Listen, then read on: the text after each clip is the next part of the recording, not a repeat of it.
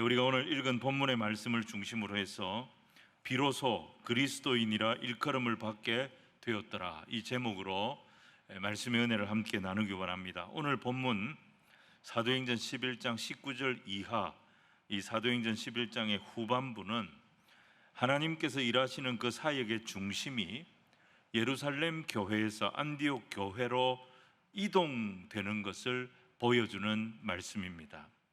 중심이 이동이 됩니다. 여러분, 어느 시대든지 중심이 이동한다는 것은 보통 일이 아닙니다. 왜 이런 일이 일어나는지 잘 분석을 해볼 필요가 있습니다. 간단하게 설명하면 안디옥 교회에는 예루살렘 교회에 없는 어떤 강점이 있었기 때문입니다. 오늘 우리가 그걸 함께 같이 나눠 보기를 원합니다. 첫 번째는 이 안디옥 교회에는 고난을 불행으로 여기지 않는 유연한 자세가 있었습니다. 여러분, 스데반의 일로 인하여 박해를 받은 유대인들이 각지로 흩어졌습니다. 구브로, 지중해의 키프로스 섬을 말합니다. 구레네, 북아프리카의 리비아 북부 지역을 말합니다. 여기까지 흩어진 것입니다. 근데 이들 중에 몇몇 사람이 안디옥에서 헬라인들에게 복음을 전했다, 이 내용을 오늘 말씀이 증거하고 있습니다.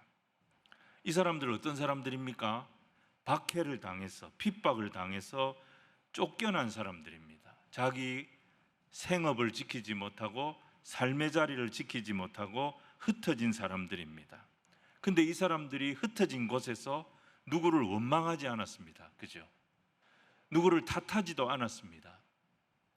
낙심하고 모든 소망을 잃고 울려고 내가 왔던가 이런 노래 부르면서 주저앉아 있지도 않았습니다. 여기까지 우리를 인도하신 하나님을 여전히 신뢰하면서 주어진 현실에서 그 하나님의 복음을 증거하는 일을 하고 있었던 겁니다. 그랬더니 이 안디옥에서 놀라운 일이 벌어집니다. 19절부터 21절을 우리 한 번 더 읽겠습니다. 시작.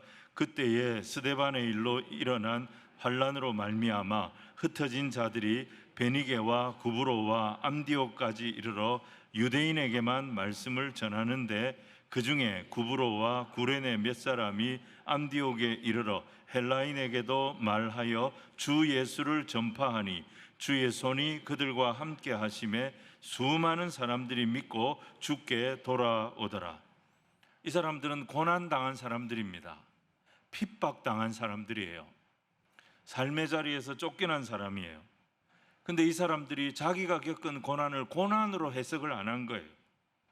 우리 하나님은 합력하여 선을 이루시는 하나님이시기 때문에 이 하나님을 믿는 우리에게는 또 다른 하나님의 계획이 있는 줄 믿습니다. 영적인 유연성을 가진 성도들이 바로 이 사람들이었고, 이들이 바로 안디옥 교회를 앞으로 세우게 되는 사람들이 되었습니다. 그리고 하나님은 이 교회를 주목하셨고 이방인 선교의 중심이 이 교회로 옮겨가게 하셨던 것입니다. 여러분, 톨스토이가 쓴 전쟁과 평화라는 소설은 유명한 소설입니다. 1863년부터 1869년까지 7년 동안 계속해서 발표가 된 소설이죠.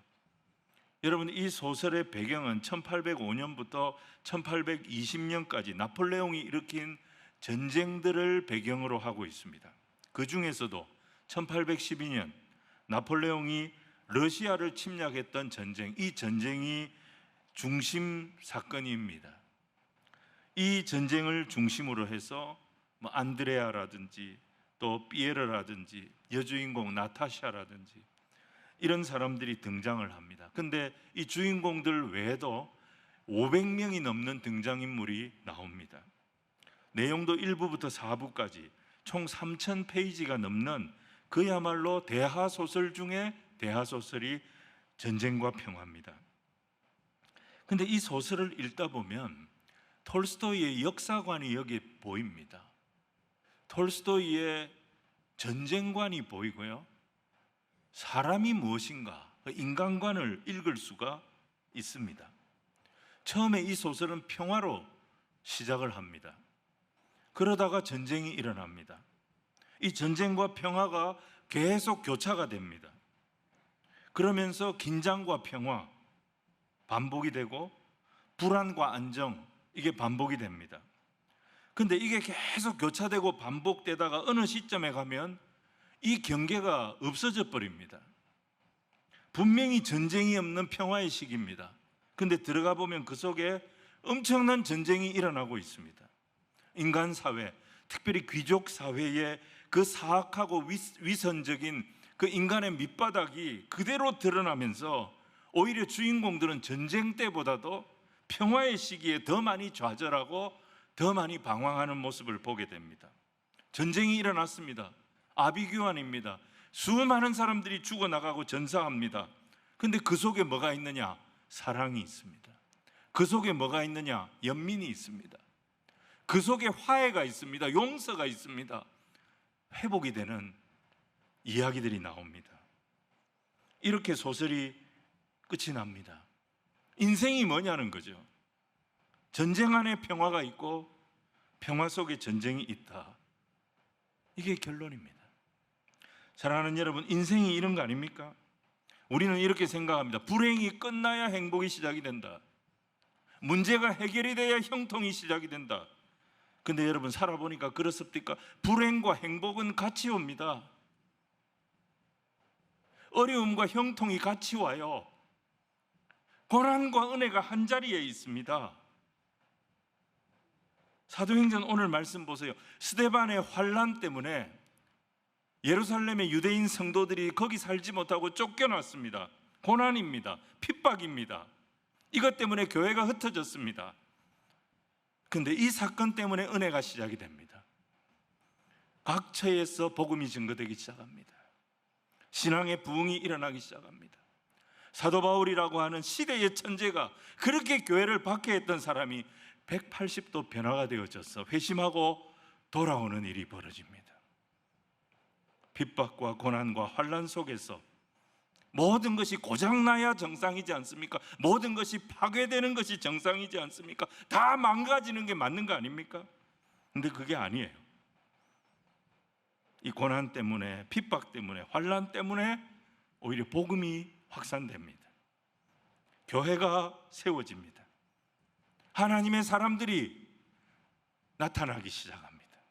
놀라운 은혜가 그곳에 임하게 됩니다. 그래서 우리는 인생을 대할 때 눈에 보이는 조건만 보면 안 됩니다. 눈에 보이는 상황만 보면 안 됩니다. 눈에 보이는 형편으로 모든 것을 판단하면 안 됩니다.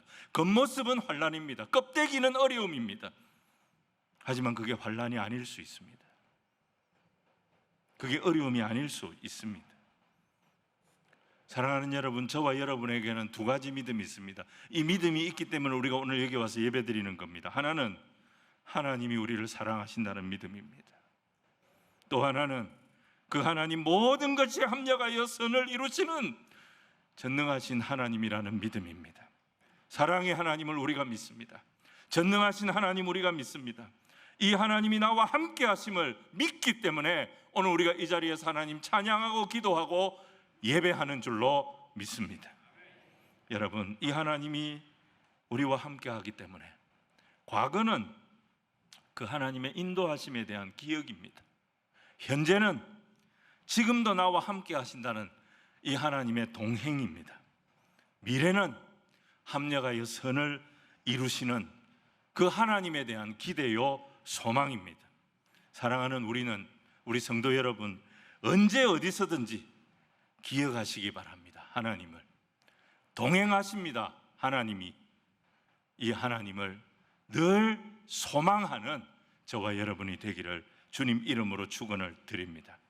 두 번째는 이 안디옥 교회는요, 어떤 강점이 있었느냐?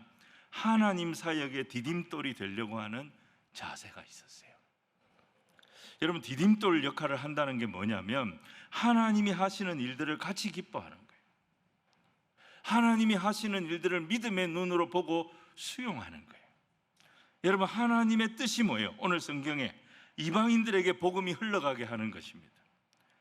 그런데 하나님 예루살렘 교회에 먼저 기회를 주셨어요. 요빠로 베드로 부르셔서 베드로에게 환상을 보여주셨고, 가이사라로 베드로 보내서 고넬료의 집에 말씀 전하게 하시고 성령이 임하는 이 사건을 경험하게 했습니다. 예루살렘 교회 가서 이 설명 다 했습니다. 예루살렘 교회 성도들도 받아들이고 이방인들을 향하신 하나님의 마음을 알고 하나님께 영광을 돌렸다 그랬습니다. 그런데 그들이 쉽게 변하지가 않았습니다. 오랜 세월 굳어진 유대인 이 세계관, 이게 바뀌지 않았습니다. 그래서 이방인 선교를 반대하지는 않지만 적극적이지 않았습니다. 할례와 율법이라고 하는 유대인의 오랜 전통, 이거 내려놓는 것이 부담스러웠습니다. 이러한 태도 때문에 그들은 항상 미온적이었습니다. 이게 하나님 나라 일에 걸림돌이 되고 있었던 것입니다.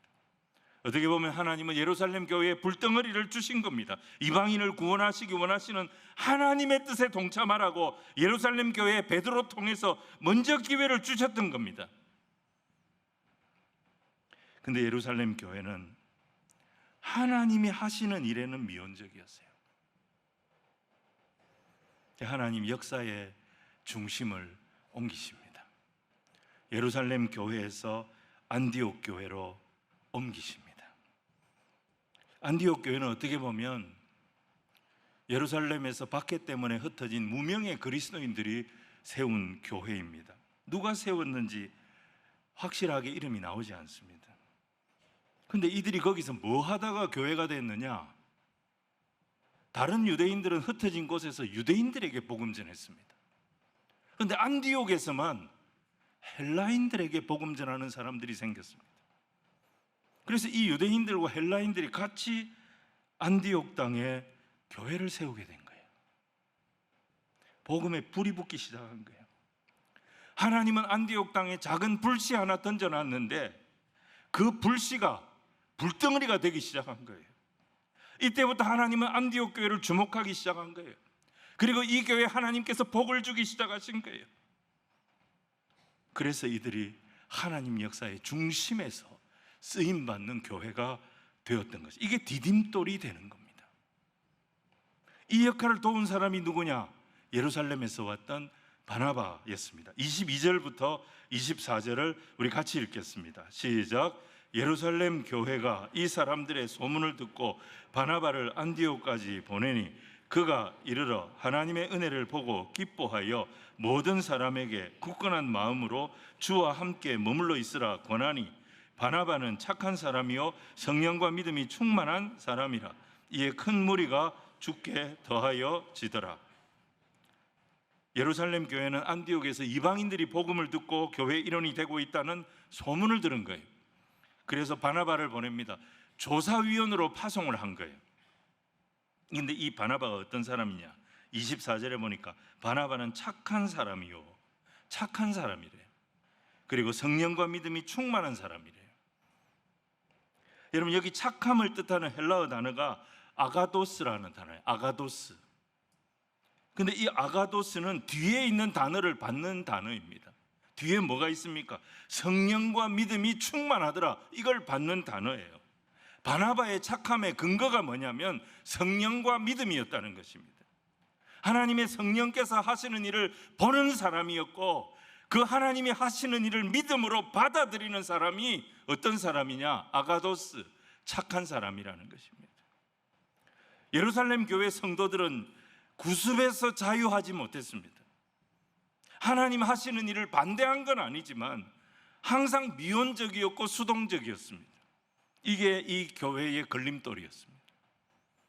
민수기 13장에 출애굽한 이스라엘 백성들 가데스 바네아에서 40일 동안 가나안 땅을 정탐하고 돌아온 12정탐꾼의 보고를 받습니다. 그때 여러분, 12정탐꾼 중에 착한 사람 몇 명이었습니까? 2사람이었습니다. 그 2사람이 누구였습니까? 여호수아와 갈렙이었습니다. 이들은 하나님이 하시는 일을 보았습니다. 그 하나님이 하시는 일을 보고 믿음의 눈으로 해석을 했던 것입니다. 이게 착한 사람입니다. 결국 하나님은 착한 사람에게 가나안 땅의 문을 열어 주셨던 것입니다. 이게 중요한 거예요. 요한복음 6장 28절에 제자들이 예수님께 물었습니다. 예수님, 우리가 어떻게 해야 하나님의 일을 할 수 있을까요? 그때 예수님 대답이 29절이에요. 하나님께서 보내신 일을 믿는 것이 하나님의 일이라 그랬습니다. 하나님 보내신 분이 누굽니까? 우리 예수님입니다. 이 예수님을 믿는 것이 하나님의 일을 하는 것입니다. 사도행전 11장에 하나님이 보내신 우리 예수님께서 어떤 일을 하십니까? 이방인에게 복음이 증거되도록 하셨습니다. 그러면 그 예수님이 하시는 일을, 하나님이 하시는 일을 받아들이고 그 일에 동참하는 사람이 착한 사람입니다. 하나님의 일에 참여하는 사람이 믿는 사람입니다. 예루살렘 교회는 이걸 못 받아들인 겁니다. 그런데 안디옥 교회는 믿고 받아들인 거예요. 이게 안디옥 교회의 강점이 된 거예요. 여러분, 이 착한 사람 바나바가 안디옥에 와서 교회를 시찰하면서 어떤 행동을 합니까? 23절 보니까 그가 이르러 하나님의 은혜를 보고 기뻐하여. 여러분, 그가 보았던 하나님의 은혜가 무엇입니까? 이방인들이 복음 듣고 돌아오고 이방인들이 변화되어져서 교회의 일원이 되는 거 아닙니까? 이 일을 바나바는 무엇으로 본 거예요? 하나님의 은혜 사건으로 본 거예요. 그리고 이 은혜의 기쁨으로 동참했던 것입니다. 하나님은 하나님이 하시는 일을 믿음으로 받아들이는 착한 사람, 이방인들이 예수 믿는 것을 하나님의 은혜 사건으로 여기고 함께 기뻐하는 사람, 이 사람을 통해 안디옥 교회가 더 든든히 세워지도록 하셨고, 주님은 이 교회에 더 큰 복과 은혜를 부어주셨고, 이 교회가 이방인 선교의 디딤돌이 되도록 만들어 주셨던 것입니다. 우리 하나님은 이런 매력적인 사람을 쓰십니다. 여러분, 매력적인 사람은 무슨 텔레비에 나오는 샴푸, 린스 막 이렇게 하고 하는 그런 사람이 아니에요. 그런 사람도 매력은 있습니다만은 머리는 감고 교회 와야 됩니다. 근데 진짜 매력적인 사람은 외모도 매력적이면 좋지만 이 바나바 같은 성도가 매력적인 사람이에요. 하나님 하시는 일을 믿음으로 받아들이는 거예요. 그리고 하나님의 은혜가 있는 곳에 하나님과 함께 기뻐할 줄 아는 그 사람이 매력적인 사람이에요. 우리 교회 모든 성도님들, 정말 이런 매력적인 성도님들이 되셔서 하나님 나라의 중심에 딱 서서 하나님께 귀하게 쓰임받는 그런 우리 성도님들 다 되시기를 주님 이름으로 축원을 드립니다. 마지막 세 번째, 안디옥 교회는 세상의 장벽을 넘어서려는 도전적인 자세가 있는 교회였어요. 안디옥 교회가 넘어선 장벽이 세 가지입니다. 첫 번째가 뭐냐면 사람의 장벽을 넘어선 교회였어요. 여러분, 이게 쉽지 않습니다. 바나바가 다소로 가죠. 길리기아 다소로 가서 거기 칩거하고 있던 사울을 데려옵니다. 안디옥 교회의 지도자로 세우고 동역자로 삼습니다. 여러분, 안디옥 교회는 어떤 교회라 그랬죠? 유대인들과 헬라인들이 섞여서 신앙생활하는 교회였습니다. 이 유대인들은 유대 땅에 살아야 되는데 유대 땅에 살지 못하고 안디옥에 와서 살고 있는 사람들입니다. 왜 이 사람들이 안디옥에 오게 됐죠? 스데반의 순교 사건 때문이었어요. 스데반의 순교 사건 이후로 교회에 박해가 시작됐어요. 이 모든 것을 주도하고 뒤에서 사주했던 사람이 누굽니까? 사울이었어요. 사울이 자기들을 예루살렘에 살지 못하도록 쫓아낸 거예요. 자기 가족들 감옥에 집어넣고 죽이고 큰 상처와 아픔을 준 사람이 사울이었어요. 근데 바나바가 누구를 데려오겠다는 겁니까? 바로 그 철천지 원수를 데려오겠다는 거예요. 그 사람 데려와서 안디옥 교회를 맡기겠다는 거예요. 이걸 어떻게 받아들입니까? 이거 어떻게 수용할 수 있습니까? 근데 다른 거 다 내려놓고 보면 이방인 선교에 가장 적합한 인물이 사실은 사울인 것이 맞습니다. 그가 나고 자란 길리기아 다소는 알렉산드리아, 아테네와 함께 당시 헬라 문화의 3대 중심 도시였습니다. 그 도시에서 자란 사울은 헬라어에 능통했습니다. 헬라 문화가 아주 익숙한 사람이었습니다. 장성에서는 어디로 가죠? 예루살렘으로 가서 유학을 합니다. 가말리엘 문화에서 엄격한 율법 교육을 받았습니다. 바리새인의 전통, 이 율법 가장 깊은 식견을 가진 히브리인 중에 히브리인입니다. 거기다가 이 사람은 예수님을 만나서 늦게 개종한 경력자입니다. 이방인 선교에 이만한 인물이 누가 있습니까? 그래서 바나바가 이 사람 데려온 거예요. 근데 이 사람은 안디옥에 있는 유대인 성도들에게는 원수예요. 근데 안디옥 교회 유대인 성도들이 어떻게 합니까? 이방인 선교를 위해서, 하나님의 꿈을 이루어드리기 위해서 이 원수를 용납합니다. 이 원수를 받아들입니다. 안디옥 교회는 사울을 받아들일 수 없었어요. 그런데 하나님의 나라를 위해서 사울을 품게 됩니다. 우리 25절, 26절을 같이 읽겠습니다. 시작. 바나바가 사울을 찾으러 다소에 가서 만남에 안디옥에 데리고 와서 둘이 교회에 1년간 모여 있어 큰 무리를 가르쳤고 제자들이 안디옥에서 비로소 그리스도인이라 일컬음을 받게 되었더라. 안디옥 교회가 자신들의 원수죠. 그 사울을 그리스도의 사랑으로 품었을 때 안디옥 사람들이 이 사람들을 뭐라고 불렀느냐? 그리스도인이라고 부르기 시작했다는 거예요. 여러분, 그리스도인이라고 하는 호칭은 믿는 사람들이 만든 이름이 아니었어요. 그리스도인이라고 하는 이름은 세상 사람들이 만들어준 이름이었어요. 저 사람들 안디옥에서 모여서 하나님을 예배하고 예수 복음을 전하는 저 사람들 다르다. 다른 유대인들은 우리 헬라인들에게는 복음을 주지 않았다. 근데 저 안디옥 교회 사람들은 우리 헬라인들을 자기들과 똑같이 대하고 우리 이방인들에게도 복음을 주었다. 그리고 세상에 자기들을 핍박하고 자기들을 이렇게 쫓아낸 원수를 받아들여서 자신들의 지도자를 삼았단다. 저 사람들은 우리하고 차원이 다른 사람들이다.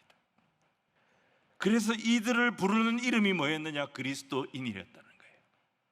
그리스도인이라는 이름에는 뭐가 포함되어 있느냐? 장벽을 뛰어넘은 사람이라는 표현이 포함되어져 있는 겁니다. 여러분, 성경에 그리스도인이라고 하는 표현이 그리 많이 안 나와요. 3번 정도 나옵니다. 오늘 본문 사도행전 11장에 나오고 또 한 번 어디 나오느냐? 사도행전 26장에 나옵니다. 바울이 가이사라 총독부의 구금이 돼가지고 신문을 받을 때 28절 보시면 아그리빠 왕 앞에서 신문을 받습니다. 이렇게 돼 있죠. 아그리빠가 바울에게 이르되 네가 적은 말로 나를 권하여 그리스도인이 되게 하려 하는도다. 아그리빠 입에서 이 표현이 나옵니다. 거기서도 그리스도인은 어떤 의미입니까? 왕이나 죄수 같은, 세상적으로는 신분의 차이가 분명합니다. 어떻게 왕과 죄수가 하나가 될 수 있습니까? 근데 이 신분을 뛰어넘어서 하나님 앞에 하나가 돼서 예수님을 같이 따르는 사람들, 그들을 뭐라고 부르느냐? 그리스도인, 이렇게 표현한 거예요. 한 번 더 나오는데 베드로전서 4장 16절에 나옵니다. 이렇게 되어 있습니다. 만일 그리스도인으로 고난을 받으면 부끄러워하지 말고 도리어 그 이름으로 하나님께 영광을 돌리라. 여기서도 그리스도인이라는 표현은 고난을 뛰어넘은 사람이라는 의미가 담겨 있는 거예요. 이 세 본문의 공통점이 뭐예요? 그리스도인은 벽을 뛰어넘은 사람이에요. 갈등의 벽을 뛰어넘었고, 신분의 벽을 뛰어넘었고, 환경의 벽, 고난의 벽을 뛰어넘은 사람이에요. 자, 안디옥 교회가 두 번째로 넘었던 벽이 뭐냐면 환경의 벽이었어요. 그들은 환경을 아무리 힘들고 어려워도 불행이라고 보지 않았어요. 도리어 그 속에 은혜가 있다고 생각했습니다. 안디옥 교회 성도들 핍박받아서 안디옥까지 쫓겨온 사람들입니다. 얼마나 원통하겠습니까? 그런데 이들은 자신들이 처한 환경에 꺾이지 않았습니다. 꺾이지 않는 사람들, 어떤 환경, 어떤 상황에서도 꺾이지 않는 사람들이 그리스도인들입니다. 고린도후서 4장 7절로 10절에 그리스도인을 이렇게 표현했습니다. 우리 같이 한번 읽겠습니다. 7절로 10절 같이 우리 한 목소리로 읽읍시다. 시작. 우리가 이 보배를 질그릇에 가졌으니 이는 심히 큰 능력은 하나님께 있고 우리에게 있지 아니함을 알게 하려 함이라. 우리가 사방으로 우겨쌈을 당하여도 쌓이지 아니하며 답답한 일을 당하여도 낙심하지 아니하며 박해를 받아도 버림받지 아니하며 거꾸러뜨림을 당하여도 망하지 아니하고 우리가 항상 예수의 죽음을 몸에 짊어짐은 예수의 생명이 또한 우리 몸에 나타나게 하려 함이라. 여러분, 우리의 신앙은 어떤 신앙이냐? 불굴의 신앙입니다. 하나님이 나를 사랑하심을 믿기 때문에 모든 것이 합력하여 선을 이루시는 전능하신 하나님이 나의 하나님 되심을 믿기 때문에 사람의 장벽, 환경의 장벽 뛰어넘어 버린 사람이 그리스도인들이라는 것입니다. 마지막 세 번째 안디옥 교회는요, 상식의 장벽을 뛰어넘은 교회였어요. 원래 예루살렘 교회가 모교회죠. 안디옥 교회는 그 지교회 아닙니까? 모교회가 큰 교회고 지교회는 작은 교회입니다. 모교회가 지교회를 돕는 게 상식입니다. 그런데 안디옥 교회는 어떻습니까? 하나님이 주신 은혜를 가지고 상식을 뛰어넘는 헌신을 한 거예요. 28절 보시면 글라우디오 황제 때에 로마 제국 전역에 수년에 걸쳐서 큰 흉년이 듭니다. 식량난, 경제난이 심각한 때가 있었습니다. 그때 유대 지역도 예외가 아니었어요. 극심한 고통을 겪고 있었습니다. 이 위기 가운데 아직 신앙이 어린 이 이방인들이 중심인 안디옥 교회가 어떤 결정을 하느냐?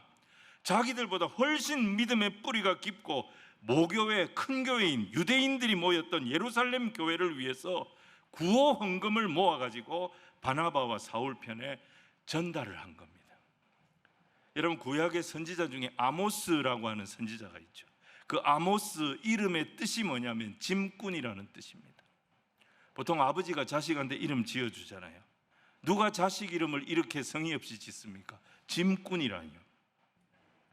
근데 그게 바로 우리 그리스도인을 지칭하는 이름입니다. 다른 사람의 짐을 지는 자. 주님은 그리스도인이 그런 사람들이 되기를 원하십니다. 남의 짐을 지고 슬픔 위로하는 자, 그 사람 하나님 축복하십니다. 안디옥 교회는 이런 헌신이 있는 교회였어요. 상식을 뛰어넘는 헌신이 있는 교회였어요. 그 중심이 안디옥 교회로 옮겨간 겁니다. 자, 29절 30절 말씀을 우리 같이 읽겠습니다. 시작. 제자들이 각각 그 힘대로 유대에 사는 형제들에게 부조를 보내기로 작정하고 이를 실행하여 바나바와 사울의 손으로 장로들에게 보내니라. 여러분, 왜 안디옥 교회가 예루살렘 교회를 위해 헌금한 이 내용을 성경이 이렇게 자세하게 기록하고 있는 걸까요? 우리는 그런 얘기 많이 듣지 않습니까? 헌금한 걸 밝히지 않는 교회가 성경적인 교회다. 근데 성경은 뭐라고 되어 있습니까? 다 밝혔네요. 안디옥 교회가 예루살렘 교회에 위해서 헌금했다. 이렇게 기록한 이유가 뭐겠습니까? 너도 그렇게 하라는 거예요. 각각이라는 말이 있습니다. 그 힘대로라는 말이 있고요.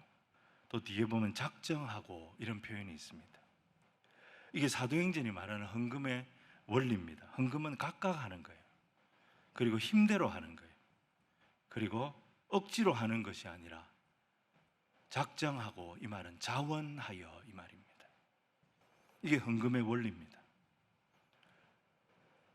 여러분, 그렇다고 너무 부담은 갖지 마시기 바랍니다. 근데 우리가 원리는 알아야 되잖아요. 이런 마음으로, 이런 자세로 헌금을 하는 것이 성경이 말씀하는 헌금이구나, 이걸 알고 우리가 헌금하는 거예요. 성경대로, 뭐든지 성경대로 할 때 부작용이 없어요. 그리고 성경대로 하면 여러분, 하나님의 은혜가 따라옵니다. 놀라운 은혜가 따라옵니다. 그런 교회가 안디옥 교회였고, 하나님이 안디옥 교회를 주목하셔서 사용하셨다는 것입니다. 자, 말씀을 정리하겠습니다. 사도행전 11장부터 하나님의 사역의 중심을 차지하게 되는 교회는 안디옥 교회입니다. 이 교회가 어떤 강점이 있었는가? 첫 번째로 고난을 불행으로 보지 않고 모든 것을 하나님의 섭리, 하나님의 축복으로 보는 유연한 영적인 태도를 가진 교회였습니다. 그리고 안디옥 교회는 어떤 교회냐? 하나님 하시는 일에 걸림돌이 아니고 디딤돌이 되려고 하는 교회가 안디옥 교회였어요. 하나님 하시는 일은 믿음으로 받아들였어요. 하나님의 은혜가 있는 것을 같이 기뻐하는, 그게 디딤돌이 되는 겁니다. 그러면 하나님 그 사람 매력적인 사람이 되게 하시고 그 교회를 매력적인 교회가 되게 하십니다. 그래서 매력 있는 사람들을 통하여 더 풍성한 하나님의 일이 이루어지도록 인도하여 주시는 거예요. 세 번째는 안디옥 교회는 장벽을 뛰어넘는 도전적인 모습이 있는 교회였어요. 사람의 장벽, 환경의 장벽, 상식의 장벽 뛰어넘어서 하나님이 하시는 일, 하나님의 소원이 있는 일에 각자가 힘대로 즐거이 헌신하는 교회였다는 거예요. 사람들이 이 교회를 보고 깜짝 놀랐어요. 그래서 이들을 뭐라고 불렀느냐? 벽을 뛰어넘은 사람들, 세상의 벽을 뛰어넘어 버린 사람들, 그래서 그들을 그리스도인이라고 불렀다는 것입니다. 저와 여러분도 우리 앞에 있는 벽을 뛰어넘어 버리고 하나님의 역사의 중심으로 들어가서 정말 우리의 사는 인생 70년, 80년, 90년 하나님이 주시는 간증이 넘치는 인생, 하나님이 주시는 생기가 폭발하는 인생, 성령의 충만을 경험하며 날마다 찬송하고 기뻐하는 인생, 그 백성들이 저와 여러분이 되기를 주님 이름으로 축원을 드립니다.